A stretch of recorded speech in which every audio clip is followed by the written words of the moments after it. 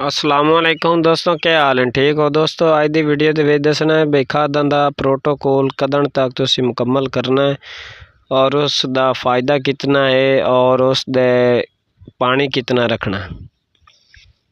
अच्छा, तुसी धान की फसल दे विच ना सब तो पहले पानी दा ही सोच विचार करनी है ताकि पानी ओदा खुश्क ना होवे। पानी तुसी जितना ज़्यादा रोकसो उतने ही ज़्यादा ज़मीन नरम रहसी, सख्त ना होसी, उतनी ज़्यादा शगुफे बनेसी, उतनी ज़मीन जड़ी है नरम होसी और शगुफियां की तादाद ज़्यादा होसी। क्योंकि एक महीना तुसी अगर पानी रोक लिया तो महीने के अंदर अंदर तुसी खादां दा भी 20 तो 25 दिनों के दरम्यान 30 दिनों तक खादां दा प्रोटोकॉल भी मुकम्मल करना है।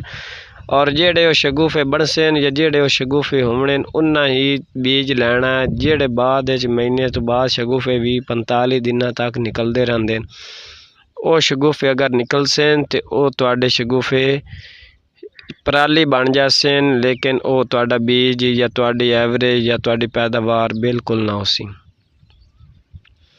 अच्छा, सब तो पहले तुसी इस चीज़ का नोट करना है भी पानी तुसी महीना रोकना है, लेकिन इस तरह जिस तरह मेरा पानी तुसी वेख रहे हो बिल्कुल हल्का पानी लग्या विच, ज़्यादा पानी नहीं, इतने कि हवा इतने खुश्क भी करना है ना कि पानी गर्म होवे ते तुसी होर पानी भराई रखो। पानी गर्म होने के बावजूद जनाब दी वो तुहाडा जिहड़ा है खराब हो सकती है। उहदे वास्ते पानी ताज़ा पाओ, ठंडा पाओ, इस तरह करो जिस तरह मेरा थोड़ा थोड़ा पानी इस क्यारे दे विच वेख रहे हो भाई थोड़ा थोड़ा पानी है। इस तरह तुसी होर पानी भी पा सकते हो। उस बाद यह चेक कर सकते हो बई इस क्यारे नूं जिस तरह मैं पानी लाया हुआ है ना, नाल ही नाल मैं ये पानी भरा रही हूँ।